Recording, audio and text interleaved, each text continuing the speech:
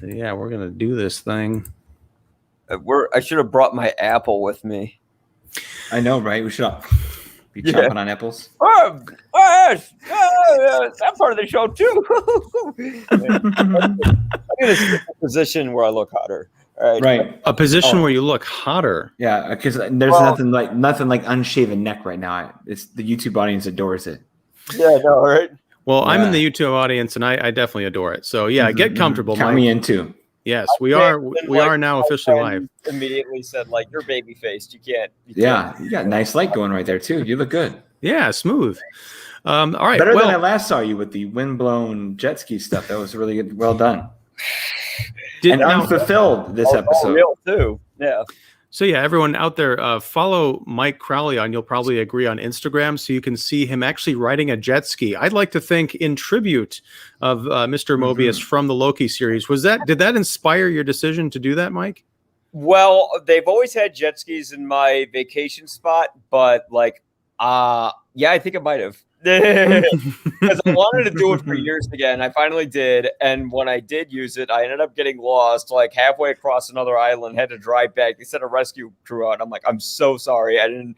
Oh man! I went 30 minutes past what I was supposed to do. But that is just about as exciting as the thing we're here to talk about tonight. I got to hear the rest of this story, but here, stand there, folks. Well, I was okay. They were freaked out, but they didn't have like a walkie, so.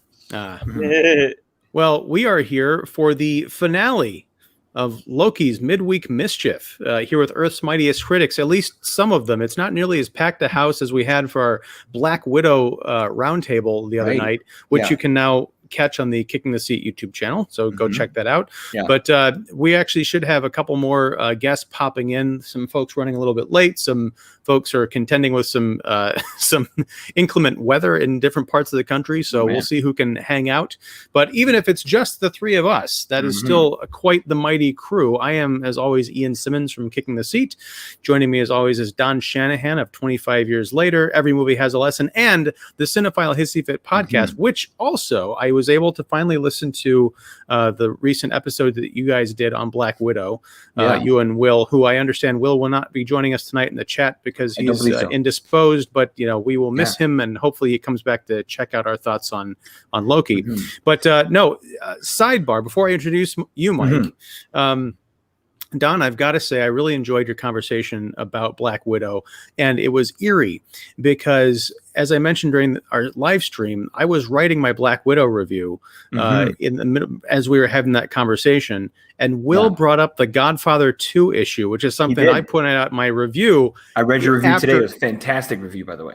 Well, thank you. I feel like you need a medal for surviving all 2,300 words or whatever it was. Piece of cake. Yeah, but it was just one of those strange things. Like, man, me and Will are on the same wavelength, but not in terms of hating you. I love you, Don.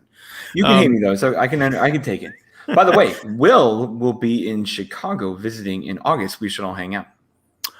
We might have to hang out on a thing that may be announced at the end of this episode. That would be a lot of fun. Oh, here we go now. Yeah, so don't let me forget that, by the way, because I'm a little flighty this evening. But Mike Crowley, you'll probably agree, Instagram star and jet ski aficionado. I ended up writing it faster than I needed to just to get back on time. Right. I just picture the Baywatch music and the slow-mo and the splash and the mist and the froth and then the hair. And then just my face getting like, you can't get tan when you're Irish. Same problem. See, like, don't. Oh wow, you are red, man. Yeah. Whoa. You've got almost a red skull. I'm trying to keep it here within the Marvel universe. I see what you did there. Yeah, so we got a few comments. By the way, if you're joining us here live tonight, thank you for dropping in. Feel free to jump into the chat and leave us questions, comments, theories about Loki season finale and where you think the series will go from here. As we found out from a press announcement and also an end credits, not exactly an end credits sequence, but an end credits kind of a little still, there's going to be Loki will return for season 2. So, oh no. Okay, so I'm going to start off with these comments. Good ones. Sajiwa is joining from the NYC dimension. Welcome. Now I'll have to watch Black Widow due to my review. Thank you. Yes, you should. Sam Kuriko, guys, screw this finale. Wow. Okay. Ooh, strong words. Oh, okay. Strong words. Okay. Yeah. Now, first of all, There he is. not first of all, but here we've got David Fowley of Keeping It Real. We just got through the intros and reading the comments, and Sam is jumping in with a screw this finale. I don't know what. I knew everybody would be bemoaning this finale. I love it. Everyone, no, not me. We haven't got there yet. Yeah. there yet. Yeah. Joe Jordan, always welcome back. Had up, two Joe? choices: Game 4 of the NBA Finals or your podcast. I made the best choice. Thank you, Yeah. David. I hope that is a laugh of sincere appreciation. I hope so too. I don't know about the comparison. There might be some double dribbling and some traveling in this episode, so I don't know. Oh, well, there's definitely the some puns are everywhere. Some time travel. Yes. And I'll get to see the excellent actor Florence Pugh, so it's not all bad. I liked the finale and enjoyed it. Yeah, good, Sergio. I was wondering how you'd react to this. Let's get some high-level opinions out of the way, because we're going to have to spoil the hell out of this thing. And in addition to making the announcement about our next steps at the end of the show, I do want to take some time to look back on the greater Loki series and sort of see where we start off and where we came to it. This is not the end. It's sort of it's just the beginning, as they say, because we're getting a season 2. But how does this all tie together? So going around the table, David, you dropped in last, so you're first. Give me your high-level, spoiler-free opinion. Last shall be first. Do you want just this episode, or are we going to talk about the whole series? Just this episode. Okay. I really liked it, and I could tell that, like, right away, as soon as a certain guest star who inevitably we all assumed would be showing up, Very well done. not Mephisto. As soon as he showed up, I realized that it was just going to be kind of like a talky end to the season, and I'm like, yeah, that's cool. Because I mean, honestly, guys, we've talked about the action sequences in this show. Not good. It definitely seems very rehearsed and choreographed. Great, fine, but necessary, not so much. Except that Richard E. Grant climactic moment there. Still swinging on that a week later. There he goes. Yeah, that's only a week. I liked it. I enjoyed where it went, and wasn't too predictable. But what I did predict, I enjoyed. So that's not so bad. Well, that's good, because we've been watched tons of movies and TV shows where we can see what's coming, be completely proven right, and yet we figure it out in the first 10 minutes, and that's 2 hours of just yuck. Yeah. Mike, what did you make of Loki, the for all time always, the season finale? I'm not sure if I thought it was the most predictable thing, but then again, I haven't read the comics, because when they have the big reveal, I won't spoil it, but when they have it, I was like, oh, is that? I don't know. It wasn't until I read the comments later on YouTube, it indeed was who they were saying it was. Mm-hmm. But still, without knowing that, I found the antagonist sort of tale very interesting. Yeah. I kind of felt bad for the guy. I was kind of like, well, yeah, he did do some bad things, but at the same time, he is very similar to Loki, and Loki and Sylvie can't really see that, because right now Sylvie just sees her objective in mind. I like how Loki this time really is trying to do the right thing. Although he has done that before in Endgame, and he might be a jerk again, because he's like, every time I try to do the right thing, I either get my neck snapped or everything goes wrong. He might go back to being a bad guy again. Who knows? Jesus, I'm red. And the shirt's not helping. I'm just gonna say it out loud. I know. I was worried about this too, actually. Yeah. But yeah, having gotten that, it was just. But no, I'm glad that we got to explore the characters on that sort of level, where we could see how we can explore them as people past that. And I'm glad it was talky, because I honestly don't care about action scenes that much. I don't. They're cool for like 10 minutes or something like that, unless your whole movie's centered around it. But then it's like, all right, well, what's the story? Right.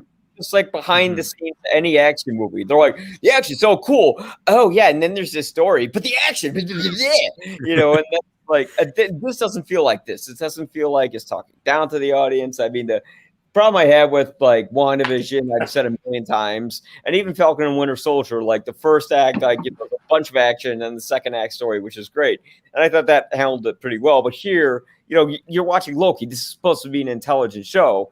You're not going to get a bunch of people throwing magic and blowing stuff up all the time. So, I mean, yeah, it's intelligent, but not like super high, like it's not dry. Yeah. It's not Carl Sagan, Yeah. But still, like, I respect that it respects the audience's intelligence. And I got to change shirts halfway through this podcast. Just do it off camera. Can you do it live? No, you can't. This is a family-friendly stream. Where's that stripper music I got in my phone here? Hold on. You're wearing a sweater underneath, right? A sweater of back hair, maybe. That's about it. R.I.P. Robin Williams. Don, what did you think of the finale? I was into it because just of timing and emplacement more than anything. Like if this like chit chat Glenn Gray, Glenn Ross meeting of the minds here, so to speak, had been a middle episode where obviously things would happen over, I'd probably be that guy that would be the jerk that would call this filler. But because you've built to this, and the Sylvie and Loki relationship is built to this, and you're introducing this new character, which again we'll get to spoilers and all that. If you're going to do that, do it in an interesting and compelling way, because how many times have we seen in Marvel and also in other places antagonists that are just, one note, we don't know enough about them. They just kind of show up as a force and just kind of, exude what they look like, and they push it around their way, but there's not a lot of intent and intent and purpose behind who they are and what they are. And you get an eyeful, an earful, and a mindful of what this guy can be and could be, and I like that potential. Like if this series did nothing else, and I know we're not talking finale, but if it was to get to here, mission accomplished. And I was okay with a big sit down ending. It feels like, I don't want to compare it to something like Watchmen, but you get to that, before the big climax, there's that sit down of like, you've made it to here, it's the bad heroes talking to Asmodeus, and it's all going down, things are going bad around them. But in the meantime, it's just about that scene and the people that are sharing it. And with the world going on around them and the multiple worlds going around them, you get to this scene where it's just those three people in that room hashing out what can and could be. And very compelling. And I love the personality of this antagonist we're talking about, because finally we have a villain that has some personality, easily the second best villain with personality to the other guy in the room. So yeah, I thumbs up for me. How about you, Ian? I just think the Watchmen comparison is very interesting. It didn't occur to me until you just said it, and I'm not talking about the HBO show because I haven't watched it, but like the comics, the comic books, and up to a certain point, the Zack Snyder movie. You're absolutely right. There's this big kind of a talky pre-climax where the fate of the world hinges on this conversation. Yeah. And then it almost kind of doesn't, because things have been set in motion that neither the characters nor the reader has any idea. You think that a character is acting out of free will, but that asks all sorts of questions of, well, are they? And how how planned out is any of this? It's sort of like, I think you were mentioning this on your podcast. It was either you or Will talking about the lack of stakes in Marvel movies lately, because when characters die, they can always come back. I'm kind of having that same feeling with the Marvel TV shows, but not in a bad way necessarily, because there's always this could all be an illusion or a fake reality or whatever. But the cool thing about that is that the reality that is controlling the fake reality tends to be really interesting. And you can keep pulling back these curtains and find out, oh, it's this secret organization, it's this alien, it's whatever. They're manipulating entire worlds because of X. And I think that's really cool, rather than, oh, we cloned this person, or we have a magic rock that can bring them back from the dead. But we're still kind of there because of the multiverse, like right. But and we'll get to that. A lot of doors are opened. And, and a lot of, I think, amazing doors. And I was frankly blown away and surprised by how clearly this leads into the Multiverse of Madness, the new Doctor Strange movie, and how, because we had our conversation about that in a few episodes ago. I am dying to see this movie now, based on it. Well, I'm curious to see how Doctor Strange fits into this, but if the antagonist truly is the antagonist from the end of this show doing what we think they're going to be doing, wow. So I'm going to go catch up. We got a lot of comments to catch up on. First, I got a scold, Mark. I said on Facebook, it was like you enjoy a joke, but not as enjoyable as those who are in on the joke. Yeah, that's very good. And we're talking about the revelation of the main bad guy. And I'm going to turn on that spoiler tag in just a second. I'm going to scold you, Mark, because what are you doing in the chat? You should be here hanging out with us. No, I understand it's crazy weather out there in Wisconsin. So no hard feelings. But again, if you can jump on, I'll hold the door open for you. But okay, before I do that, I'm going to throw this. There's still stale cookies in the green room. So definitely. Wait, Don, you're in the green room. I am in the green room. I never leave. Yeah.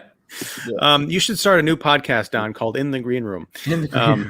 But okay, so next we have Sajiwa. Wait, no, okay, here he is. A little slow.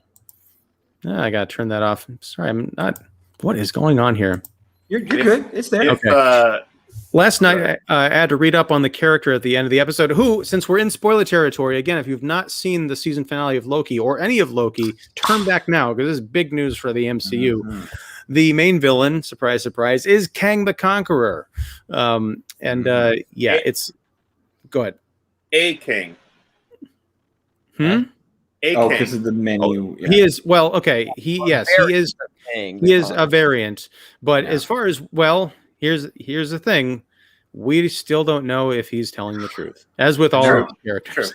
But yes, he's Kang the Conqueror. Jonathan Majors turning in a really bizarre performance that was half irritating, half brilliant, and all amazing based on the promise of what is coming next, according to this character's version of what lies ahead. But I'll get to that in a second. So Sajua says, last night I had to read up on the character at the end of the app. There's a ton of material on him. Had to stop after like an hour. Dizzying. Marvel has written a lot. Yes, there is a lot of Kang lore. Loki is a new genre, action talkies. I love it. Looking forward to asking the lady of Bumble if she wants to go see a talkie. There we go. In another dimension or in a movie. They are setting up for return of Iron Man, OG Captain America, using this new guy in his multi-dimensional versions. And that cheapens it to me. I'm not looking forward to that. And I've said that on this show the whole time. Like, I don't want a CW shitty multiverse. I do not want that. Here's the question. And like, it's cute as one-offs and animated What If TV shows. Keep that shit out of the movies, though. I heard rumors now that Haley Atwell might be in Doctor Strange 2 as Captain Carter. Stop. Well, I guess that kind of depends on what happens. Because is What If going to be canon then? Is that part of this whole multiverse of madness? Honestly, it shouldn't be, because it's What If. Yeah. Which I enjoy too, but leave them right where they belong. One-offs. What If in the comics was never canon. It was just like, hey, exactly what it is. What if this happened? Kind of like a Twilight Zone. They're changing it up. And besides, who's to say, just canon in terms of now that they're delving into the multiverse, is this one of the things that we can peek in on? Because isn't Haley Atwell isn't she going to be Captain America, Peggy Carter or whatever? She's voicing that episode. Yeah. So I wonder if this somehow ties into it. Like maybe that, what if that's, sorry. There you go. A weird pun. What if that is the last episode of the series and it leads into her being in the multiverse of madness, like Doctor Strange opens the door and we've been expecting you. So that's more like Highlander. Okay, so now we have Sam. Good, you're back. So much of this episode is a villain monologuing, and they failed to make that interesting. The way the actor played the role was super annoying. Mission accomplished. That's the point. I disagree. Yeah, fascinating. And personality. I supposed to be friendly to mislead the audience, but then he's supposed to kind of get annoying. Like, dude, why don't you just tell me why are you playing games? And of course, like he said, that's funny that you would think that thought about. Right. Like I like that. He's messing with them. It's like he knows he's screwing with you. Well, he's doing the same thing that Loki's do. Loki's play games, you know. He's playing to the crowd he's in front of, which are 2 Lokis. So yeah. Well, and it's not like he's being like, I mean, I know he's being loquacious and all that, but he's not Mr. Mixaplex from Superman. He's not a super annoying little imp, you know? I'm wondering why people are annoyed by him. I thought I was very entertained. I enjoyed. Not every villain needs to be a deep talking menace. I enjoyed his personality. It was refreshing. It was a nice break to actually have this. Like, look, you know, Marvel fans knew Kang was coming, and he was announced to be the villain in Ant-Man 3.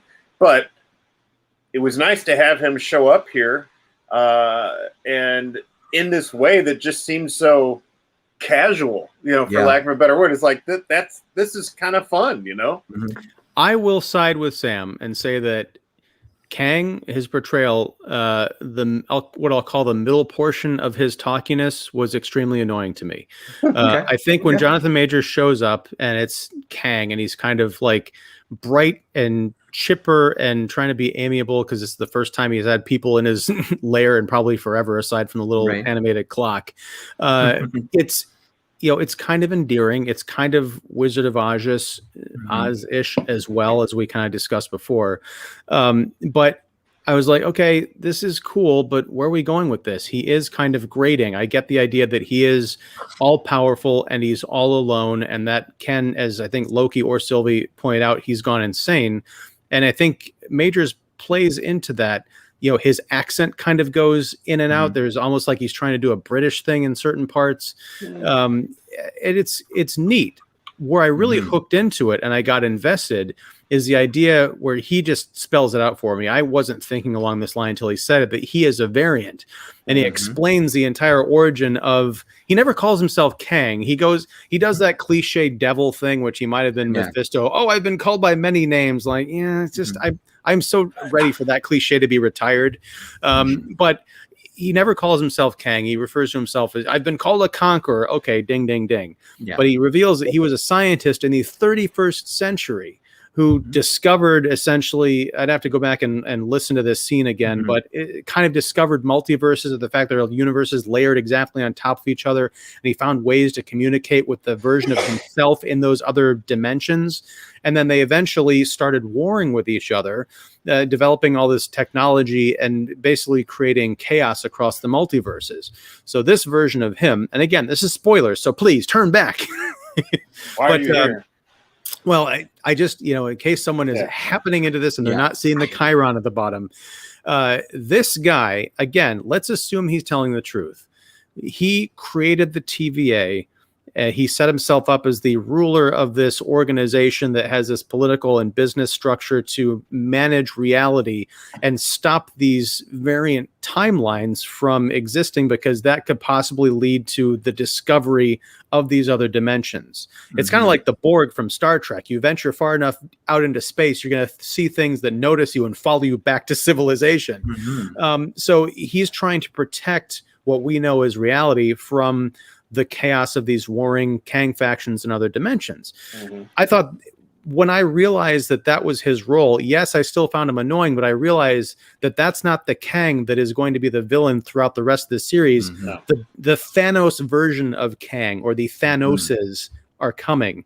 And I can't wait to see Jonathan Majors play the heavy. It's kind of like if your only experience with Loki was alligator Loki, be like, there's this goofy little mascot, but no, this other guy is capable of a lot of dark things. So yeah, bravo. But I do understand where Sam's coming from. In the context of the episode as a standalone, it can be a little grating, but it was with Marvel, everything's connected, and you got to think big picture. So I'm wondering, is it annoying because he was monologuing? I don't consider it monologuing. Was it annoying because of his personality, his attitude? He wasn't like evil personified. He wasn't this like master manipulator, even though he kind of was. You know, but it's not what you expect. Is that why it was annoying? I mean, I don't understand. Well, we'll see if he replies back. We got to get through some more. Everything is just like flooding the chat. I love it. Love the title of this episode, For All Time Always. So many different ways this title can be interpreted. I especially like, I'm not usually a fan of when people say the title in the episode, but I loved it here. That last moment between, Mobius and B-15, I thought was kind of poignant. And especially when the very end of this episode, it was very Back to the Future, where Loki runs in and he's like, oh my God, something's got to be done about your kids. Yeah. That kind of a deal. But then neither Mobius nor B-15 recognize him. And then you realize that's because Sylvie, when she opened up that portal, shoved him. I don't know if she meant to do this or if it was just an artifact of where she was sending him from, that portal sent him back to a different a variant version of his reality to the TVA, but not one where anybody knows who he is or what the adventure has been so far. The stuff I read last night on Kang said he brought Cap, Iron Man from different dimensions to different time periods to trick them into helping him. Was that part of Secret Wars or was that different? David, That's a David question. Okay, so yeah, well, there's this limited series, I think it's 12 issues, that came out in the mid to late 90s called Avengers Forever. Okay. And you'll get a lot of Kang stuff there, and he pulled a lot of different Captain America's, Thor's, Iron Man's, and Avenger teams from different dimensions and time lines. So there's that. Saju is not wrong. There's a crazy amount of headache-inducing material on Kang, who's also called Immortus, he's basically a descendant of Reed Richards. What? And yeah. I guess descendant. So that's why he was primarily he would vacillate between being a villain of Fantastic Four and Avengers. But yeah. It'll be very interesting to see what material they cull from as they continue to introduce more Kang. Because this was, I really like this introduction just because it's not the Kang we're used to. And that's what was cool to me. At least the fans are used to, the comic fans. Yeah. And I have very little familiarity with Kang, so I mean I know what he looks like in the comics, but I don't have any sense of his personality. Let's see, something like that. So I think they'll bring Cap and Iron Man back. Kang last night was good, interesting, Loki-like personality. I agree. Did you hang out with him last night? Yeah, last night. You guys, in the multiverse, yeah. He's one of those 2 in 1 watchers. Had a drink last night. Yeah. He Who Remains reminded me of the Chiwetel Ejiofor, the operative in Serenity. Hey, yes. Yeah. Okay. I Let's was see. kidding him for a second because I literally just saw Doctor Strange for the first time like a few days ago, and he said there would be consequences to opening up the multiverses, and maybe he was on the other side like, I told you there were going to be consequences or something. All right, Nathaniel Richards. That's okay. Wait, is that Kang's name? One of his Yes. Earthbound names, right? Yeah. Whoa. A later version, correct? Yeah. It's confusing. Yeah. All right. And- Okay. Person we saw on this show based on anything from the comics? Like, was there like No. friendly Kang? Okay, so this is Okay. I don't think we've ever seen this kind of Kang in the comics. Yeah. And we've seen Marvel distill some things their own way for sure. So Yeah.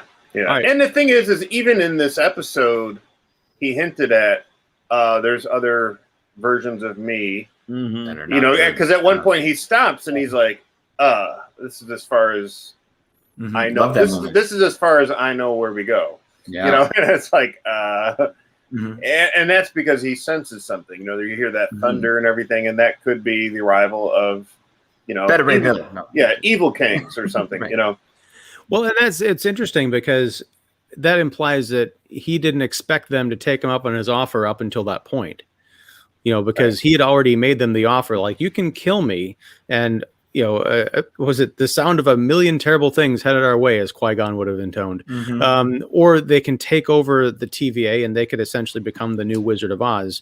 It's almost like he's waiting for them to make a decision, but then when he says, "Well, we're at the end of predicted time," he knew that Right. that they weren't going to make that decision in that time, but they didn't know that.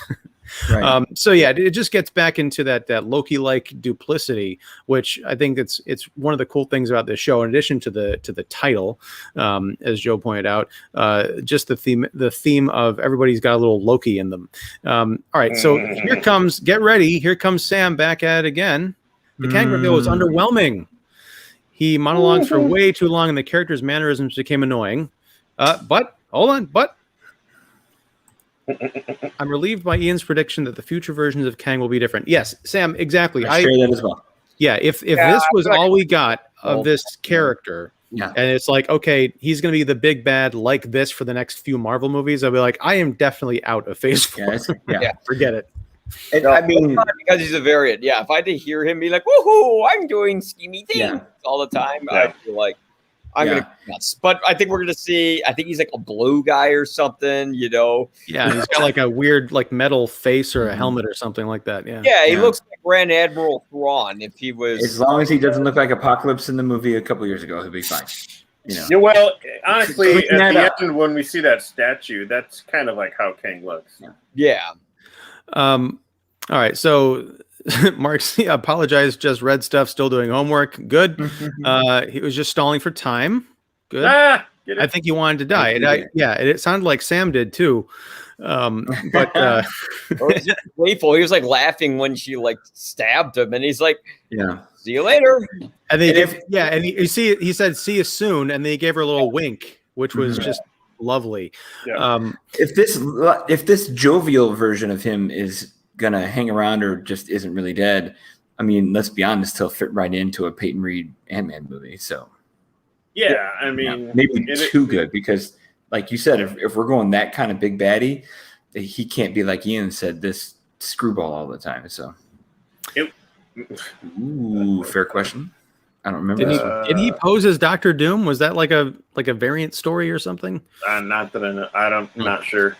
Well, okay. So this opened up what Don, what you were just saying opens up an interesting possibility for me, is since he's going to be in Ant-Man 3, and I assume have some part in Doctor Strange. What's the release order of these things again?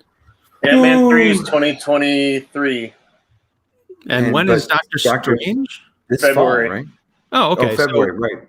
All right. So, I guess Loki has to lead into Doctor Strange, and then I guess he'll still be around in the next, for the next year. So he might be our next Thanos. What would be interesting to see is if the multiverses open up the way that we see them splintering, and we get all the different variations of Kang, like a different Kang enemy in each new movie. I think that could be something to explore. That would be cool. Rather than just like regular Thanos. Thanos is just always Thanos. But if you get like a Heath Ledger Joker style Kang in one movie, and then you get kind of the dour Thanos Kang in a different movie, and they all come together. I don't want to see a battle where there's like a million CGI Kangs fighting the Avengers or something. That doesn't sound interesting. I just want them seeing, like, I'd like to see all a bunch of Kangs like in a buffet or something. All you can do. And just hanging out. Yeah. They might do that. Or Kanging out, as it were.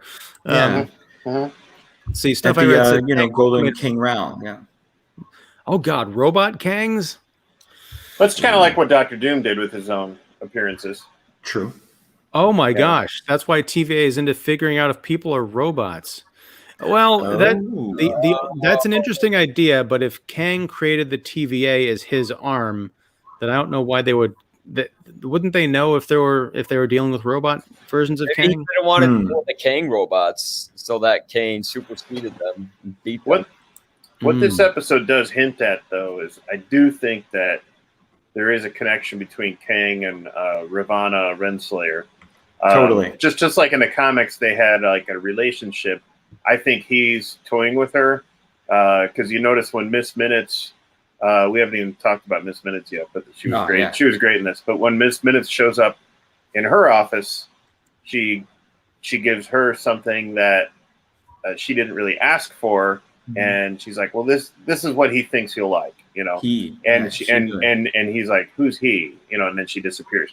I don't know if Ravonna's memory has been wiped in somehow, or if she kind of doesn't recall any type of relationship or interaction she had with this Kang or whatever he wants to be called. But I think that there's something there because if he wanted to get rid of her, I mean, he could have.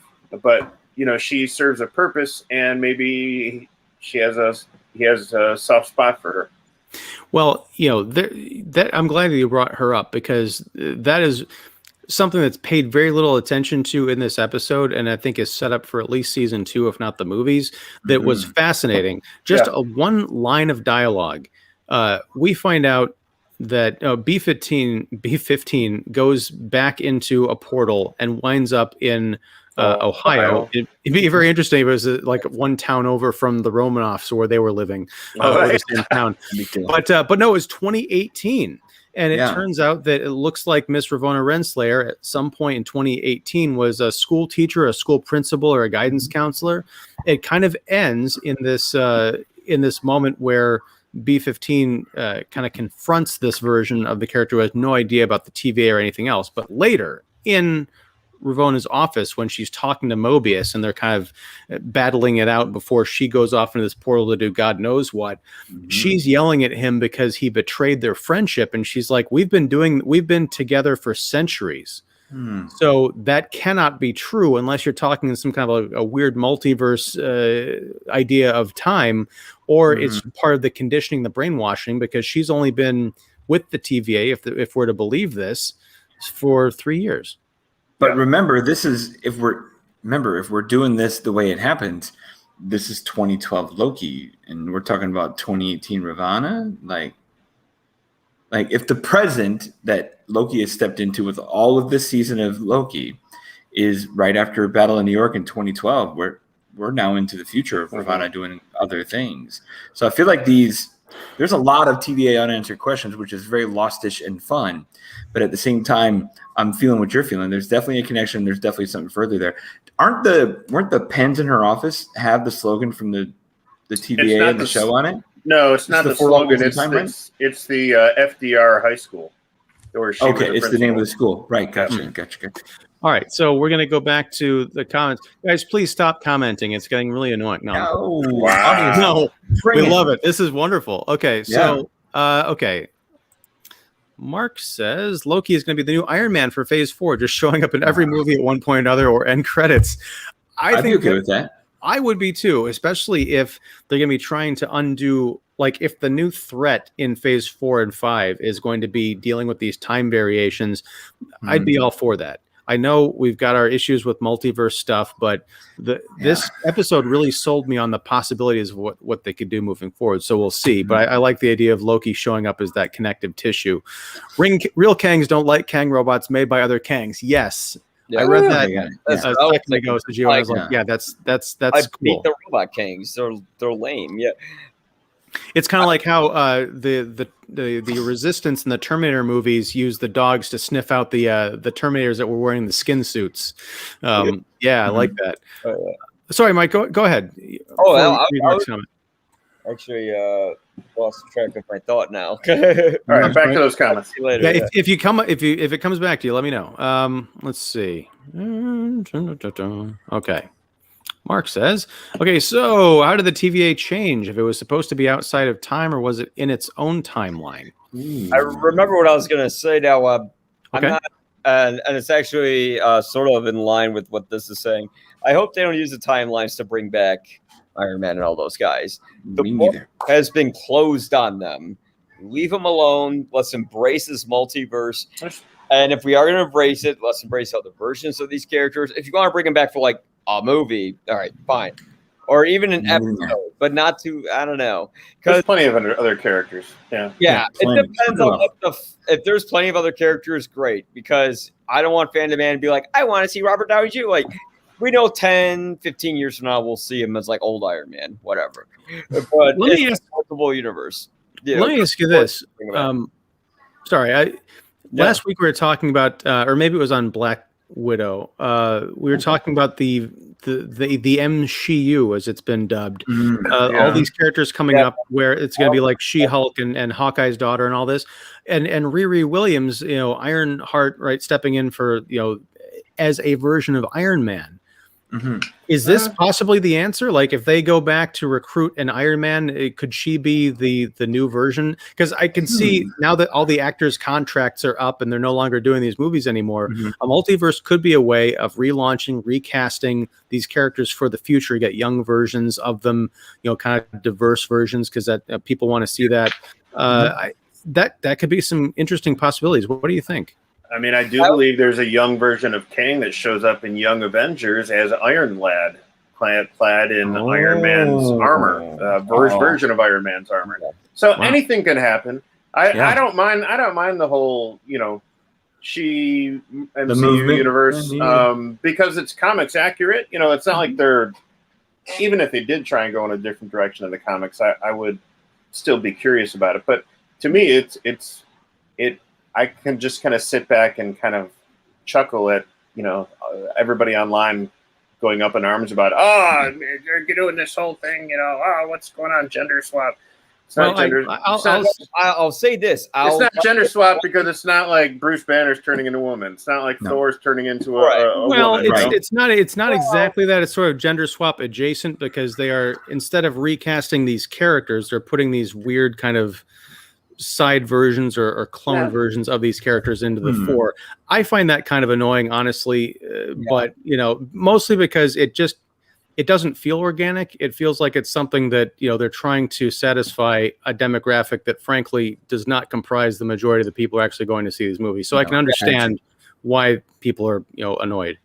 That's what it concerns me. It's like I great if there's a female version of Iron Man out, great, but don't all of a sudden go all female and just automatically pander, because they're like, we gotta look like, dude, just because you agree with something doesn't mean you have to go that far in that direction. Yeah, it's like the scene pandering to, though. Well, but that's the thing. They're pandering to people who, again, are not the ones who are mostly showing up to see these movies.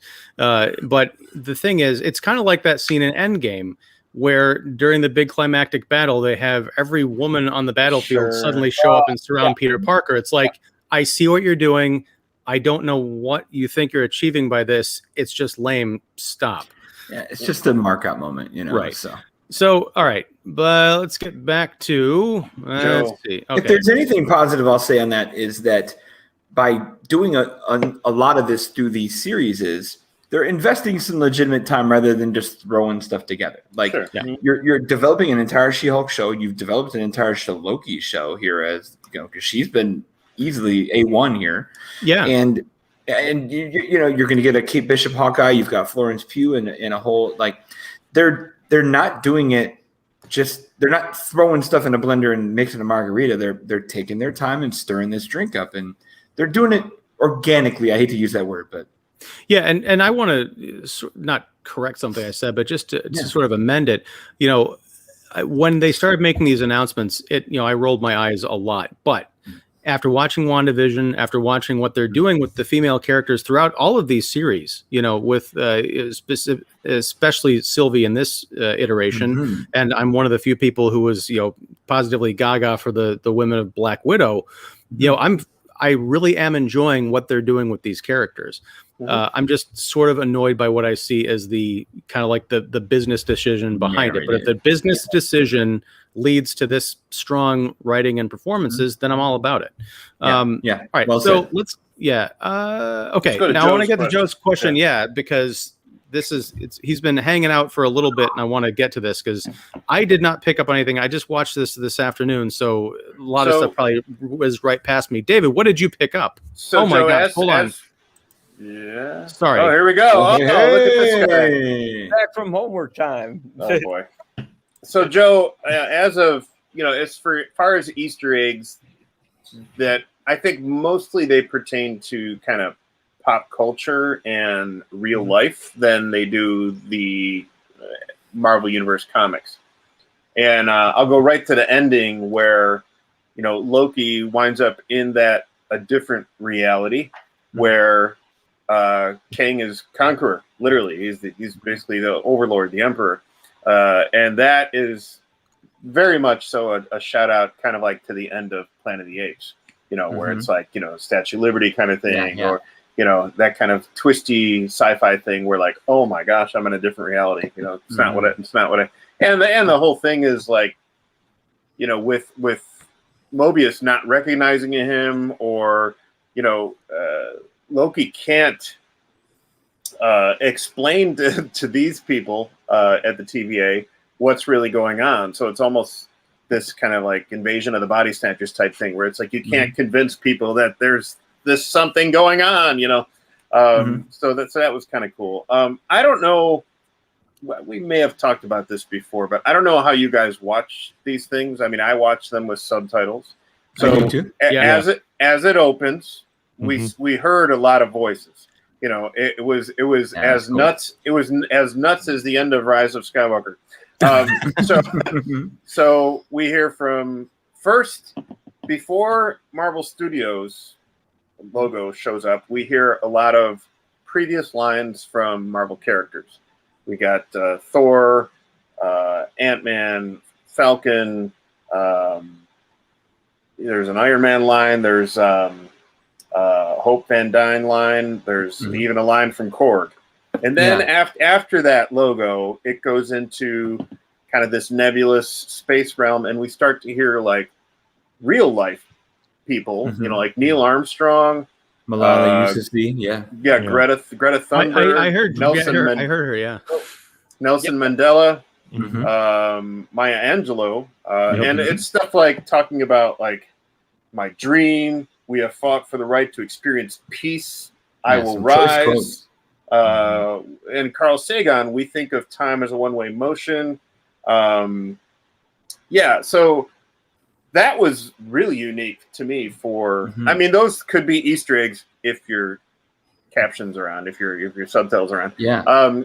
But to me, that was like very different type of, you know, MCU experience for me, just to see that kind of, you know, out there, kind of like, it was kind of meta, but it was also kind of, you know, acknowledging real life, you know, icons who impacted the world.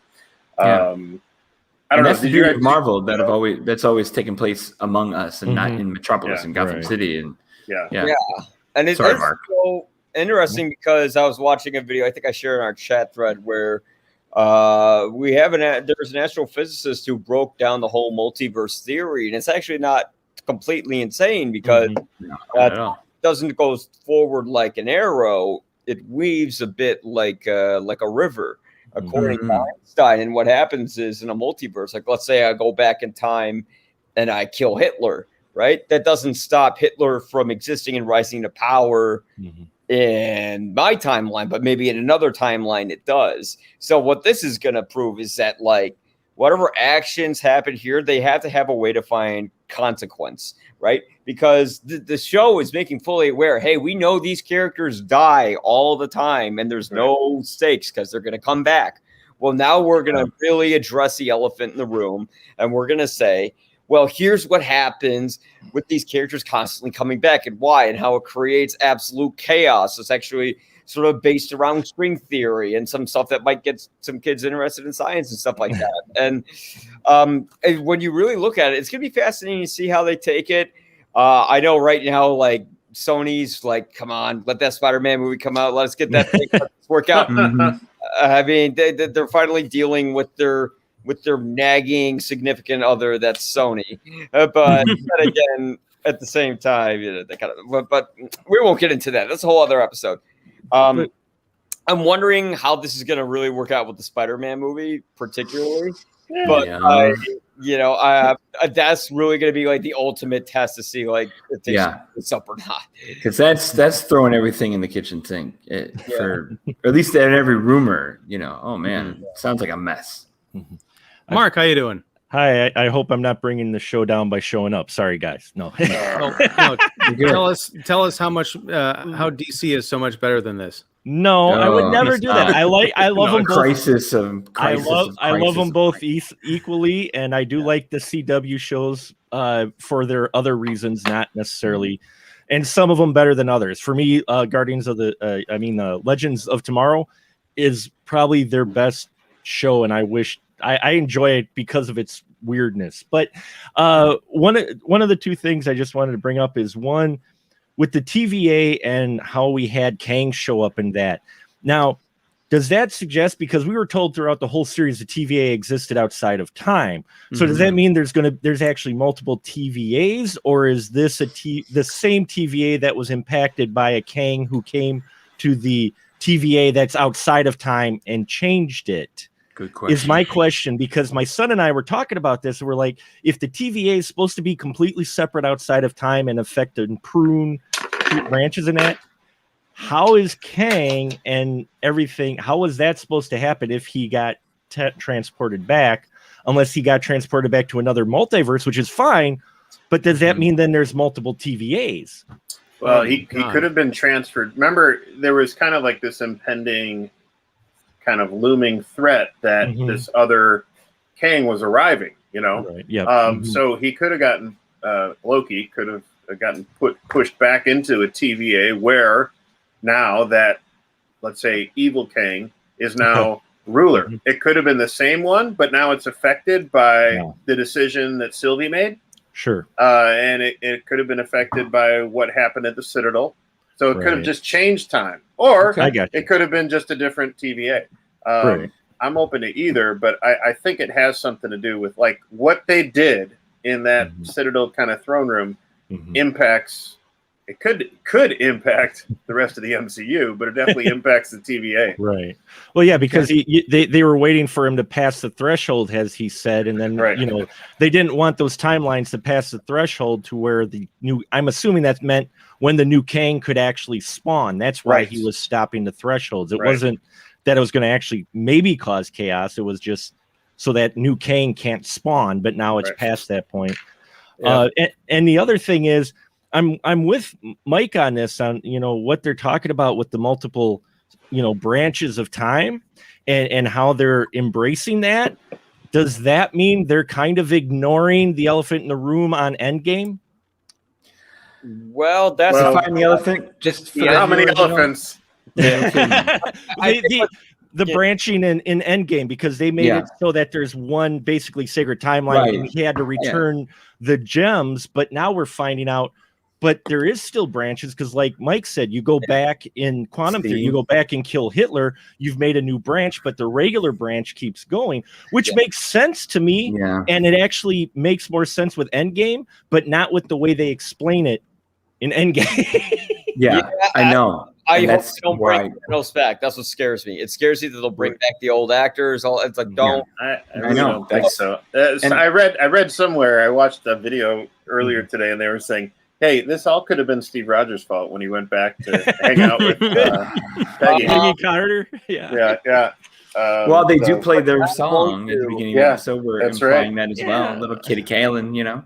See, and that the only part, and I know how much he loved Peggy, and that's a whole nother conversation, but it was just how do you be the good guy and sit there and let all the bad things happen if it's in the same timeline? I just had so much problems with that concept of, I had a great life. I'm like, you let all that crap happen just so you could hang with, or did it, in which case I get that, but it's not really explained. Whereas here, I do like this idea of opening up these branches. It's almost like they're kind of trying to band-aid over maybe what they came up with Endgame. And I buy what's in Loki, and I'm all for what's in Loki more so than that. If you're dealing with alternate timelines and the other timeline is keeping going, okay, I'm in. Don't tell me you brought it all back together in the way.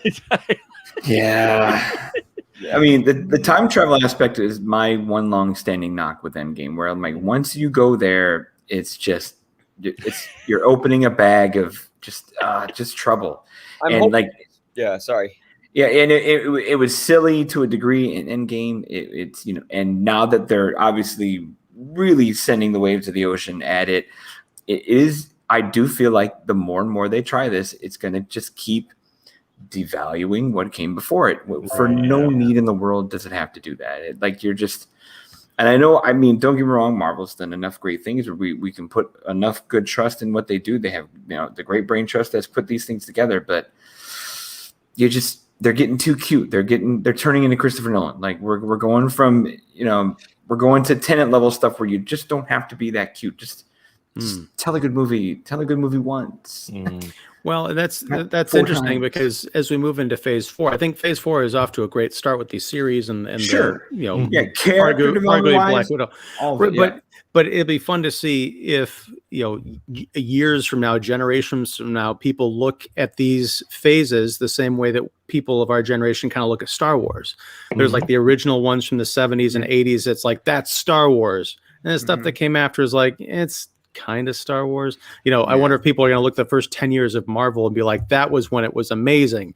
And then they got into this like hippie trippy, time and space and multi-dimensional stuff, and it became a mess. And then they came back, they relaunched everything, and then that was pretty good too.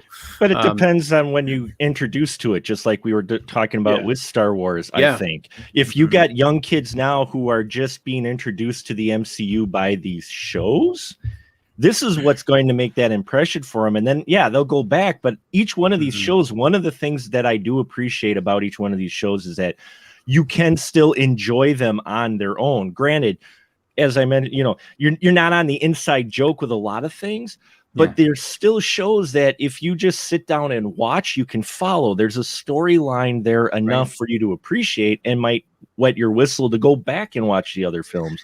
And good quality television at the same time. I mean, WandaVision just pulled up 23 Emmy nominations. Like that's not fanboy fluke. I'm not saying that Academy is any better than an Oscar Academy, but 23 is 23. For a superhero show or on a streaming service or a genre show on a streaming service, it's mind-boggling that it got that many nominations in a good way. I'm happy to see it. It makes me happy because, and we've all suffered it and we've all had that same complaint.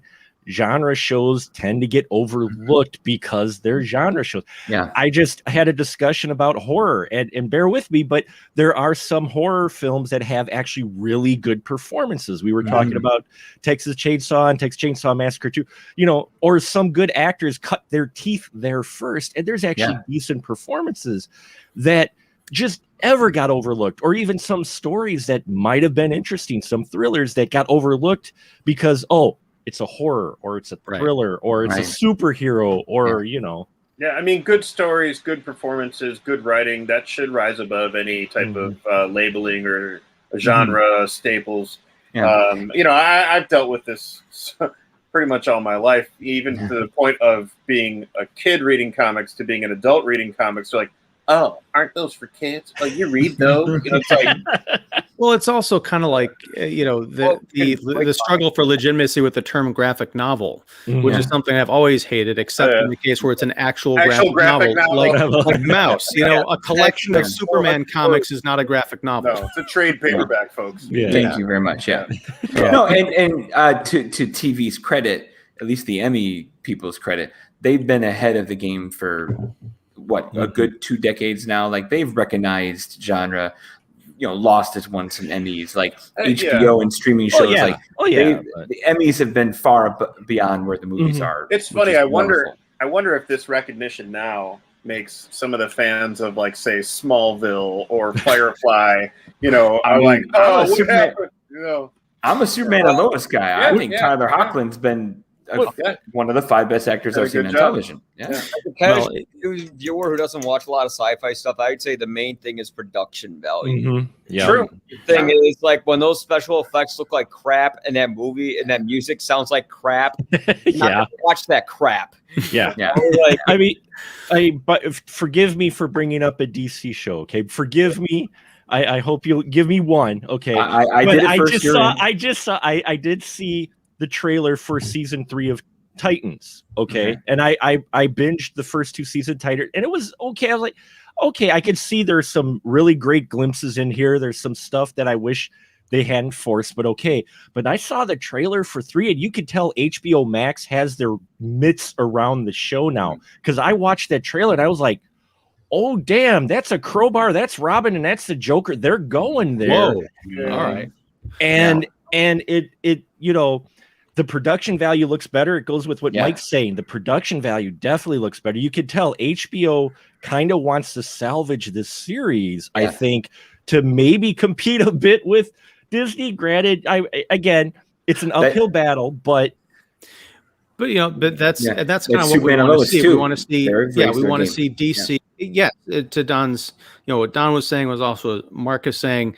There's these little pockets, these little glimmers of hope that DC and Warner Brothers are stepping up their game to sort of compete, but I don't feel like they're trying to copy Marvel like they might have been trying to do a few years ago. It's like they're trying to find their own footing and bring in their own like new fan base. So we're getting to be at the hour point. So I do want to do a bit of a retrospective. I want to go through all of these comments here and then talk about what's coming next. So we're just going to kind of jump through. I think we're at Sam. Okay, Sam. Yeah, here you go.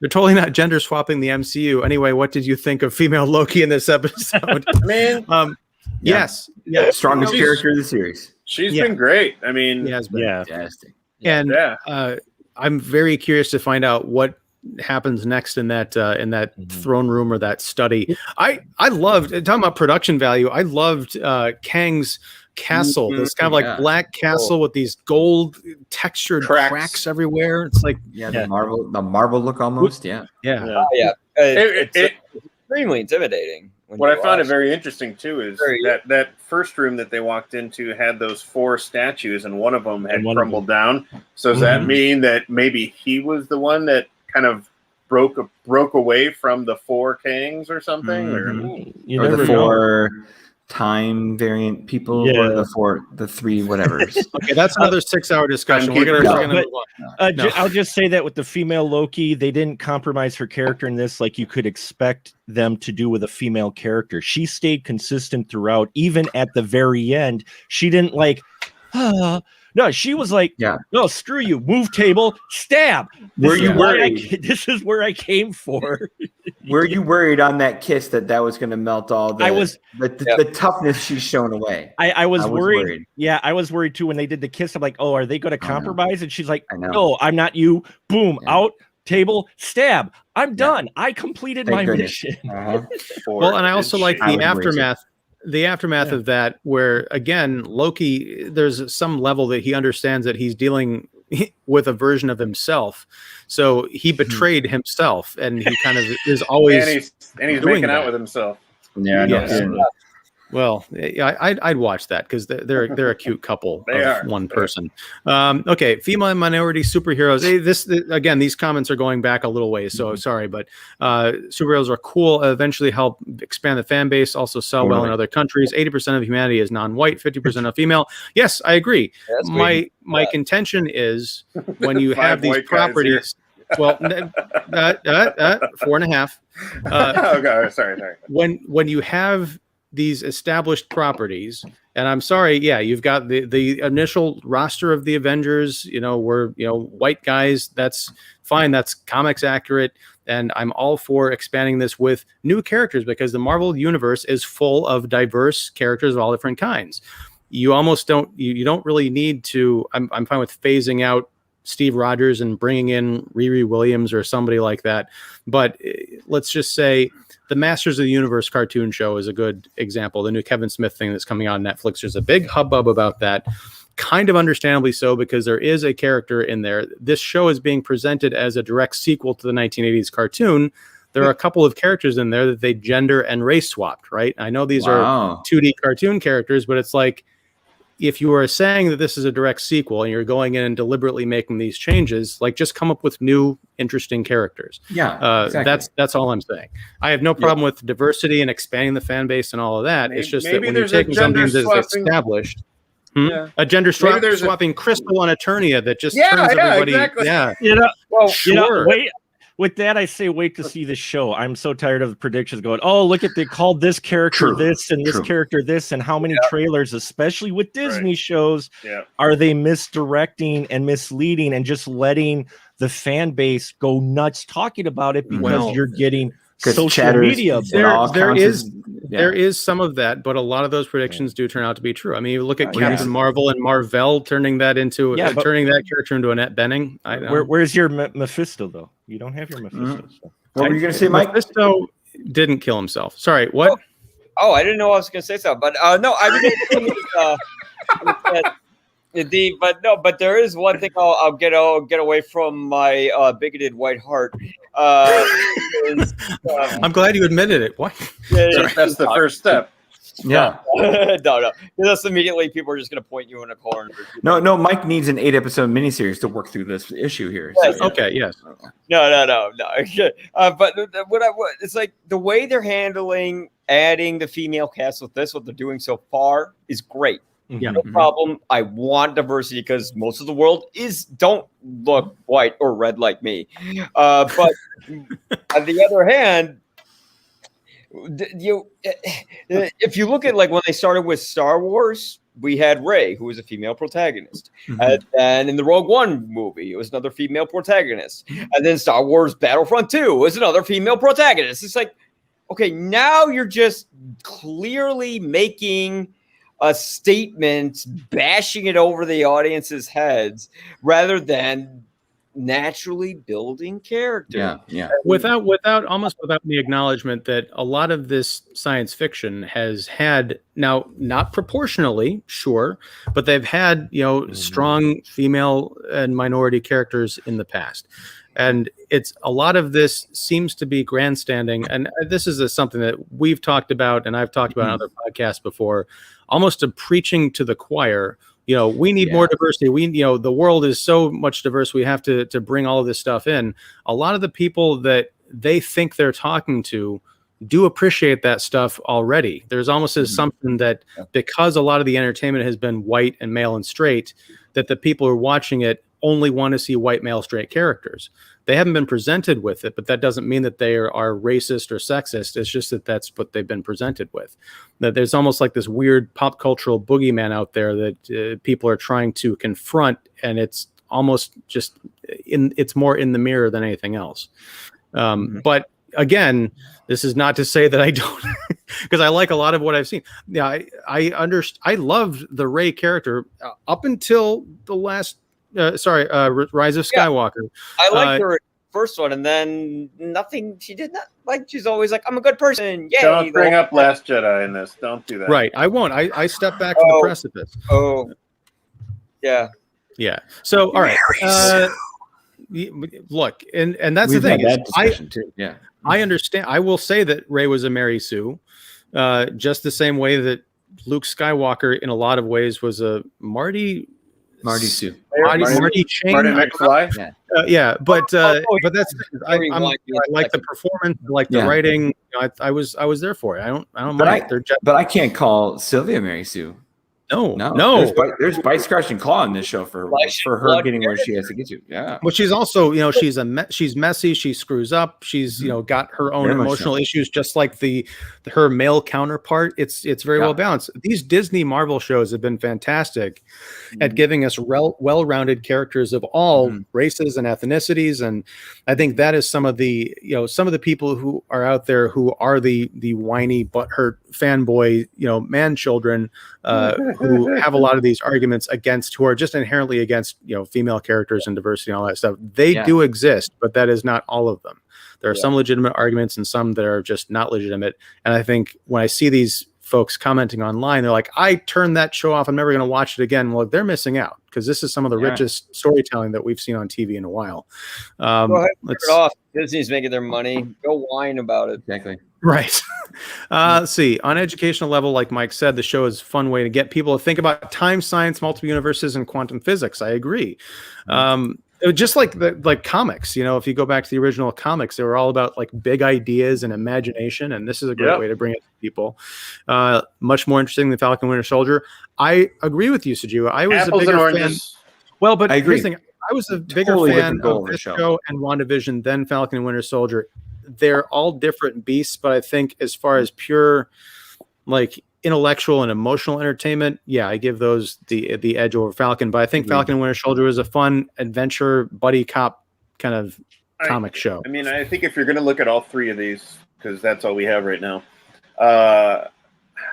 if you wanted to rank them or figure out what's the best of the three, it's all a matter of preference. It's none of these are really better than the others, really. I mean, they all have great production values. They all have good acting. They all have good writing. But what do you prefer? What really knocks your socks out more than socks off more than any other ones. I mean, for me, what Loki's doing, to me, preference is better than what the other two are doing, just because it's more out there, and that plays to my taste, you know, and I want to see something more like, you know, kooky and out there and sci-fi time twisty, and that's cool. I really respect what WandaVision did initially, that ending, but yeah, and you know, Falcon Winter Soldier was my jam too. It's just that this was, I really felt, especially the fact that, and I've said this before in other episodes here, especially the fact that this isn't really loyally based on one, you know, set of storyline from the comics. It's just kind of this fun amalgam of all sorts of concepts from the books. And because they like characters, I'm just fascinated to see if there's going to be a scene where we actually do have someone running into Steve Rogers. Like, all these terrible things happen. You want to see Peggy, you know? And like, you got like a dramatic scene, like, where were you? He's on a date with Peggy somewhere. Yeah. Well, these shows are like the comics, though. I mean, you go to the comics and the storylines are in specific worlds, even though they're supposed to be all in the same world. Most of the Doctor Strange comics I remember reading from my father as a kid dealt with other villains and people in the magic world. Sci-fi comics dealt mostly with the sci-fi stuff, and here, so you have that with the shows. The WandaVision, while it's still part of the MCU, is in the WandaVision world where there's a lot of magic, whereas Falcon Winter Soldier is more in the Captain America world of just the action and espionage and not a lot of supernatural stuff. And then Loki is just the batshit crazy sci-fi stuff. Yeah. I love. What I love is the fact that they took a chance with this show, and you look at it, you go, they managed to bring in a mainstream audience on a wild, crazy concept that I wouldn't have thought would have been able to be sold to a wide audience, yet here you have it, and people are asking for more, and I love that, because I this is what I want to see. I don't want to see, you're right, more of the same core characters. We've explored them, even with Black Widow. As much as I enjoy she fell off the cliff, she's done, okay. But this cast of characters you're introducing, I want to see more of these people, you know. I really do. And you will. Let's see. Loki show to me was much more interesting than Falcon Winter Soldier, from how it was made, written, shot, directed, actors, etc. Higher quality all around. Not a lot of regular actors in this show, that's for sure. Okay, let's see. Matter of preference. Great podcast up to date. Well, thank you. I think that's pretty. Let's talk briefly, because I do want to get out of here in a little bit. But as far as Loki as an overall 6-episode show, how do we feel at the end versus how we felt at the beginning? Are we satisfied with this season 1?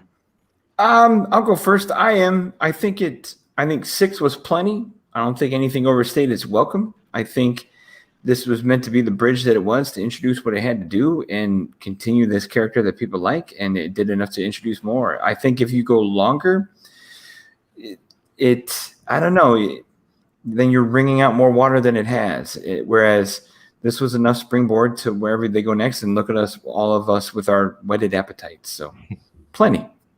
Yeah. I wouldn't want this to be 8, 10, or 12. No, 6 was that's perfect. I know last week we were all like, how are they going to do it in an hour? And then you just have an hour sit down, and that's all it took. So I say that every season of all of these shows, and I'm always amazed at how well. I'm one of the few people who's going to stick up for the climax of WandaVision too. I thought that was really well done. Me too. So any other like thoughts, maybe different from what Don said, or augmenting it? Because I think that was pretty perfect. No, I think I was kind of thinking. I know last week you're like, I don't know how they're going to wrap this up. I'm like, well, they're not. But I knew it was going to be a season 2. Yeah. Well, that's the thing. I didn't know if there was going to be a season 2, because I knew this was going to lead into Doctor Strange, and because these are variant characters, I'm like, are they going to tie this off and deal with it in the movie, or are they going to have these variants running around through another, TV show? I mean, I honestly don't think it's going to lead into Doctor Strange as much as WandaVision was. Yeah. This film, I think, more just introduced the concept so you're ready, so you don't go into Doctor Strange going, multiverse, what the hell is going on? This Honey, is like your what's going on? Exactly. This is an introduction to those who aren't familiar or watch a lot of sci-fi, but who are MCU fans. Yeah. It was just like, Doctor Strange, I thought introduced magic actually fairly well, and I didn't know how they were going to do it, but they did it convincingly, and I was happy to see it because that's one of my favorite MCU films. The way they introduced the multiverse here, this is what you wanted. This is like a primer going, so at least enough so when you go into Doctor Strange, you're not just going to be like eating your popcorn going, I ain't following any of this. Well, that's why I'm curious why you don't think this is going to lead into Doctor Strange, because Kang has been announced as the villain for Ant-Man, which isn't coming out for 2 years. But we have a movie in between. We have like 3 movies in between, right? But they wrote this in a way you could take it any possible directions, and it could either impact the movies or not, and not take away from either property. The way they've written this is, yes, it's MCU. It's all connected. We all want to see how it ties together. But at the same time, this could just loosely tie to the movies, or they could tie it directly, or weave in and out to where one episode directly impacts a film where the other one just briefly references it, but it doesn't take away from the Loki show. That's how they've written it now, because you've got so many different branching alternate realities. You can pretty much do what the hell you want. Yeah.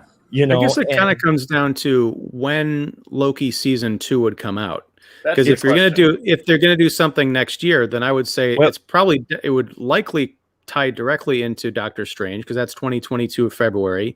And then if Ant-Man is coming out in 2023 and you've got a Loki series in between, you've got these bits of connecting tissue. I don't think they're going to sit around for another season and then another year to wrap this up. Well, no, it'll lead more into Ant-Man than into Doctor Strange, because they announced it, I think it was today, that it was going to be January of 2023 that the Loki season 2 is going to be released. That would make sense.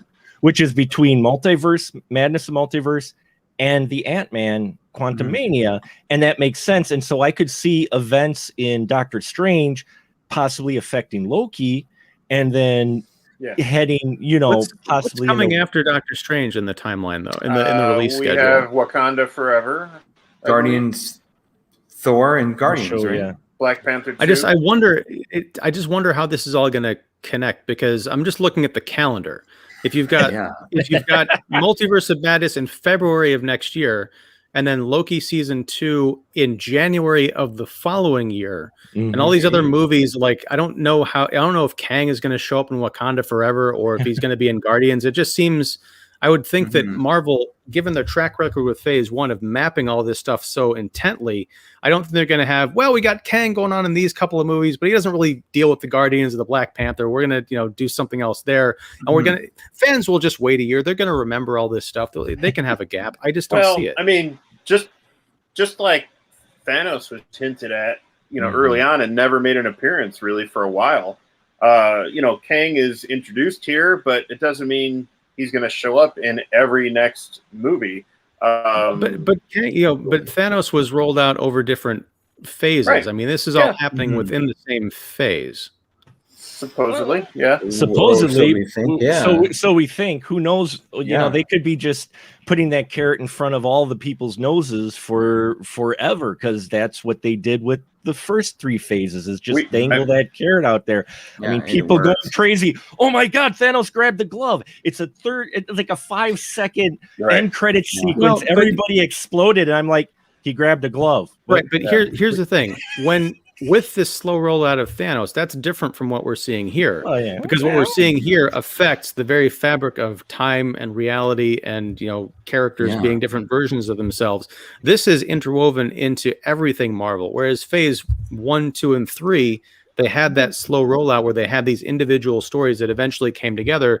This is a story that has come together. It is everything. It is going to have to be dispersed out into these other little branches, almost working backwards. But what says that film has to be aware it's the other branch? Why? You don't have to make that story necessarily directly be another branch. You know, these Here we branches go. are out there now, so you could watch it on its own. I understand what you're saying. I just think that, like, hypothetically, No, Loki, we have this big major bomb at the end of Loki. We've got Kang and all these branching timelines. And then we've got the Eternals, and what else is the other one? Well, there's Eternals, Spider-Man. Shang-Chi, September. the Eternals, and then Spider-Man. December. And then Spider-Man. Okay, so Yeah, we're just going to and Doctor ignore all Strange. this stuff this giant bomb that happened. We're going to ignore it for 3 movies, and then Doctor Strange is going to come out, and maybe we're going to ignore it for 4 movies. Yep. It'll be end By the credit time this sequence comes fire. out, Yeah, that's don't know, the man. end credits. You see a little. It's going to be a little more Kang. And after Doctor Strange 2, we have Thor 3 in May. We have Black Panther 2 in July. I'm just saying that's an awfully long Guardians time 3. to leave this significant story thread hanging, especially if the idea is we've got all these multiple variations of reality popping up. I don't think we leave them hanging, as the new Spider-Man's definitely going to prove. And Wakanda Forever, I mean, they might use the multiverse as an excuse now because of tragic circumstances. Regarding Chadwick Boseman, they'll say, well, in this universe, here's this Black Panther. They'll go off with that. And nothing says that they might not close that loop during one of these films, that the multiverse come up with some way to where, we've cut it off to where you can't have other timelines bleed into each other or whatever. But then you ever, I'm just saying I understand they could do that, but then they have to contend with, they've got Loki season 2, which is a show about variant realities. And I'm fine with putting Kang on pause until he can come back to a place that makes sense. He's been stabbed in the heart. He is on pause. Okay. I mean, that's one thing that you can say they did to delay. He also mentioned reincarnation too, so it doesn't mean he's dead. No, it just means he's purple. For the other question she had, 6 episodes is fine. I am so happy to see the structure of the 24 episode season, the 22 episode season. Yeah. From old start to actually fade, and they're going more British, more BBC stuff, to where you had these short series, and then you might not have seen them for a year and a half before they came along again. And then they do these 6 short, because otherwise you get what Star Trek had, and it was always the race to the franchise tag, which is why they did, at the franchise syndication tag, which is why they did the 20 to 24. So in 4 years you could syndicate it. Now you don't need to do that with streaming. So now the stories are tighter. The best season of the BSG remake of the reboot was the first mini series, where it was like 6 or 8 or 12 episodes. Every episode had to deal with the main plot in some way, shape, or form. You had no ship in the bottle episode. You had no filler episode. Even the ones that we say here are filler in these Disney episodes, they're still moving the plot. It maybe not majorly, but it's still moving the plot, where I've watched enough sci-fi shows, and I'm sure we all have, to where you get that section in the middle that's not during sweeps month back in the old days, and you're just like another one of these. That's when they have the intern department come in and write the episodes. Right. They have the Star Wars Bad Batch of 16 episodes. It's like, put on a rescue mission. Yeah. All right. Well, there was definitely some, one-off Clone Wars episodes that were like, okay. There's literally 4 parts about the droids frog with the droids. Yeah. Terrible. No, it's fun. But it's I can know them all episode. All right, well, guys, we're straying into droid talk now, so I think this is a good place to cap it. I can't figure out how to get this window thing to work in the StreamYard. I thought I knew it, but I was going to bring up the logo for the next series. So you're just going to have to click on the description of this episode, probably tomorrow after it's done processing, to see the invitation for August 11th. We're going to be back. Earth's Mightiest Critics are going to take on the new Disney Plus Marvel series, What If, with What If We Talked About What If. It's going to be a 10. I hope you guys are strapped in. A 10-part, 10-week Wednesday live stream. So I don't expect all of you heroes to show up for that, but whoever can, will be talking about that show and discovering if and how that ties into everything that we've seen so far, or if it truly is just a one-off. So yeah, join us back here, 9 p.m. Central, August 11th. I'm giving you guys the month off, and we appreciate. Thanks, are we still yes. I'll be sure to invite everyone to the next thing in the year, so nobody has any time off. It's another thing to have my wife roll her eyes at. Well, too.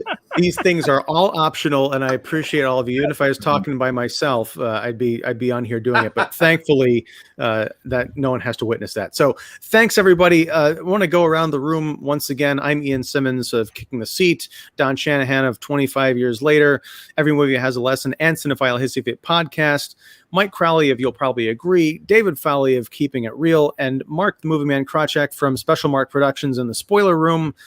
Whew, that's a lot of people. And the comment section. Yeah, and everybody in the comments. And the comment section. Florence Pugh. Average actor, right? Regular actor. Not average, regular actor. Regular. Yeah. Florence Pugh. We raise a glass to the regular actor. She must eat a lot of bran. Yeah. Oh my gosh, She's that would be then. Florence Pugh. Anyway, Florence Pugh.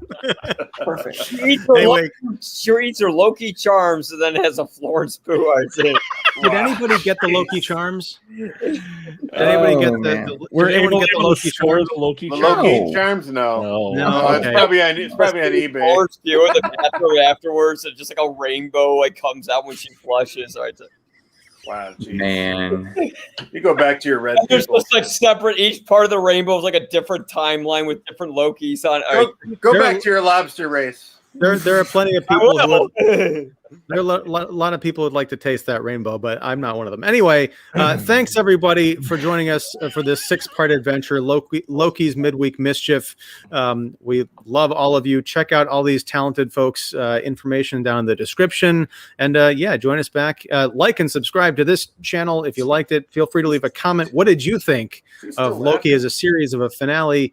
And we'll catch you next time. And until next time, whenever that is, whatever that is, well, we know it's August 11th and the What If show. Excelsior! Excelsior! And I'm going to mess this up again.